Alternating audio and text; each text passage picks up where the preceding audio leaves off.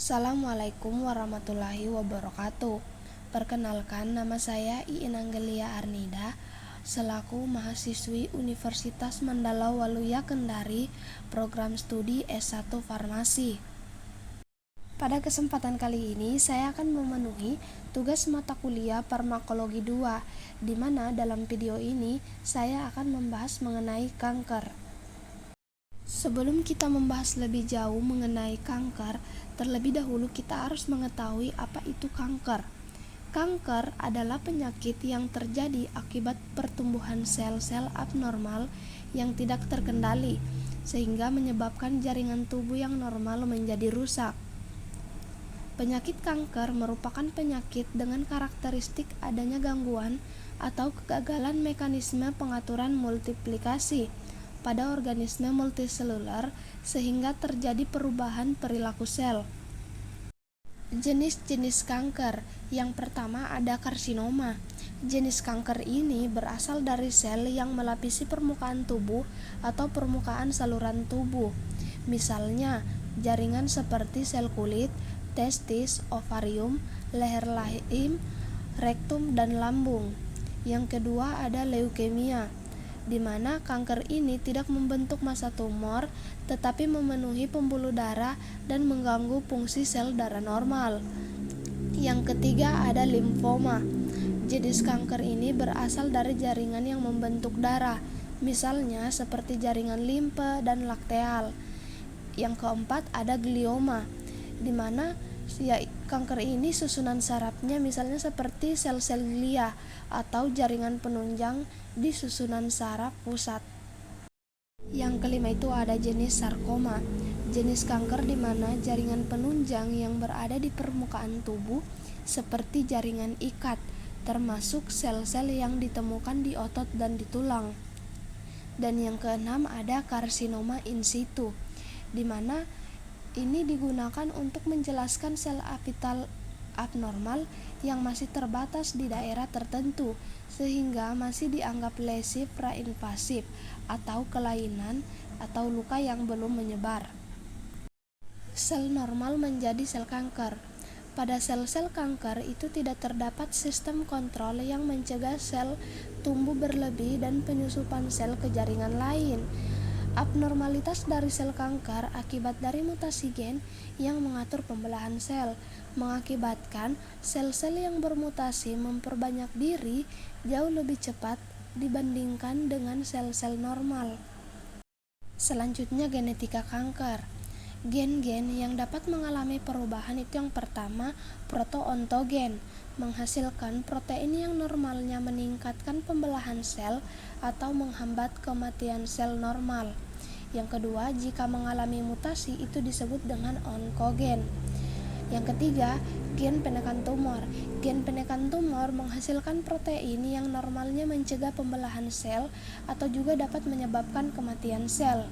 Dan yang keempat, gen perbaikan DNA, di mana gen perbaikan DNA berfungsi untuk mencegah mutasi yang dapat menyebabkan terjadinya kanker. Faktor yang mempengaruhi sel normal menjadi sel kanker. Yang pertama itu infeksi, di mana virus itu berperan dalam terjadinya kanker pada manusia. Virus memasukkan DNA genetiknya ke dalam DNA manusia, kemudian terbentuk gen baru dan mengganggu pertumbuhan dan pembelahan sel. Yang kedua, obat-obatan dan bahan kimia. Contohnya itu seperti obat kontrasepsi oral, itu untuk meningkatkan risiko terjadinya kanker payudara. Yang ketiga ada radiasi, di mana contohnya itu seperti sinar UV dapat merusak DNA, kemudian menginduksi menjadi kanker kulit. Yang keempat ada kandungan dalam diet. Kandungan yang dimaksud itu misalkan seperti dalam diet kita itu mengandung alkohol. Alkohol itu dapat menyebabkan risiko terjadinya kanker kepala dan leher serta esofagus. Dan yang kelima itu ada faktor fisik, di mana itu contohnya seperti peradangan kulit, paru, saluran cerna, tiroid kronik. Itu dapat meningkatkan risiko terjadinya kanker. Kemudian itu ada obat-obat kanker dan mekanismenya. Yang pertama golongan alkilator. Contoh obatnya itu siklofosfamid. Di mana mekanisme kerjanya, siklofosfamid ini merupakan prodrug yang dalam tubuh mengalami konversi oleh enzim sitokrom P450 menjadi 4-hidroksisiklofosfamid dan aldofosfamid yang merupakan obat aktif. Aldofosfamid itu selanjutnya mengalami perubahan non-enzimatik menjadi fosforamid dan akrolein. Efek dari siklofosfamid dipengaruhi oleh penghambat atau perangsang enzim metabolismenya. Sebaliknya, siklofosfamid sendiri merupakan perangsang enzim mikrosom sehingga dapat mempengaruhi aktivitas dari obat lain. Kemudian yang kedua, golongan antimetabolit. Contoh obatnya gemcitabin. Mekanisme kerjanya, sebelum menjadi bahan aktif, gemcitabin itu mengalami fosforilasi oleh enzim deoksisitidin kinase dan kemudian oleh nukleosida kinase menjadi nukleotida di dan trifosfat yang dapat menghambat sintesis DNA. Gemcitabin difosfat dapat menghambat ribonukleotida reduktase sehingga menurunkan kadar deoksiribonukleotida trifosfat yang penting untuk sintesis DNA. Yang ketiga itu adalah golongan hormon, di mana contoh obatnya tamoxifen. Mekanisme kerjanya itu berikatan secara kompetitif dengan reseptor estrogen pada tumor atau target lain, membentuk kompleks nuklear yang menurunkan sintesis DNA dan menghambat efek estrogen. Agen non-steroidal dengan sifat anti-estrogenik yang berkompetisi dengan estrogen untuk berikatan di bagian aktif pada payudara dan jaringan lain. Sel terakumulasi pada fase GO dan GL, sehingga tamoxifen lebih sifat sitostatik daripada sitosidal. Yang keempat ada golongan antibiotik. Contoh obatnya itu daktomisin. Mekanisme kerjanya terikat pada posisi guanin pada DNA sehingga mengalami interkalasi antar pasang basa guanin dan sitosin sehingga menginhibisi sintesis DNA dan RNA serta protein. Golongan yang kelima ada golongan alkaloid vinca.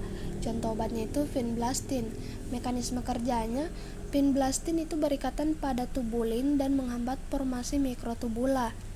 Kemudian menahan sel pada fase metafase dengan cara mengganggu spindel mitotik spesifik untuk fase M dan S. Vinblastin juga mempengaruhi asam nukleat dan sintesis protein dengan memblok asam glutamat dan penggunaannya. Kemudian di sini ada terdapat gambar sel kanker, jenis sel dalam tubuh. Yang pertama itu ada sel induk, kedua sel tulang, ketiga sel darah, keempat sel otot, kelima sel lemak, keenam sel kulit, ketujuh sel saraf, kedelapan sel endotelial, kesembilan itu sel seks, yang ke-10 sel pankreas, dan yang terakhir itu sel kanker. Kemudian saya mengambil salah satu contoh sel kanker yang berada dalam tubuh, itu kanker payudara. Kanker payudara merupakan pertumbuhan abnormal sel-sel payudara yang terkadang dapat dirasakan sebagai benjolan atau massa yang disebut dengan tumor, di mana itu tumor dapat terjadi ketika sel-sel payudara membelah tanpa terkendali dan menghasilkan jaringan tambahan. Suatu tumor payudara itu dapat bersifat jinak, itu kalau bersifat jinak itu tidak bisa menyebabkan kanker, atau ganas itu bersifat kanker, di mana sel-sel yang bersifat kanker dapat menyebar ke dalam payudara, ke lenjar getah bening yang berada di ketiak, atau juga bahkan di bagian tubuh lainnya. Sampai saat ini penyebab kanker payudara itu belum diketahui.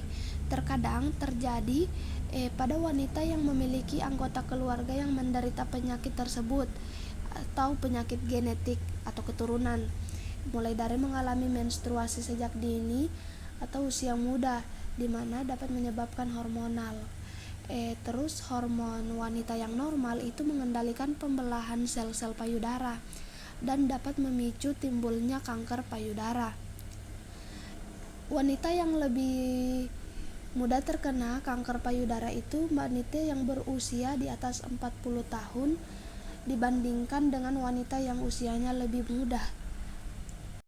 Dapat disimpulkan bahwa mencegah terjadinya kanker bisa dilakukan dengan mengonsumsi makanan yang bergizi, beraktivitas fisik secara teratur, dan menghindari banyak partner seksual.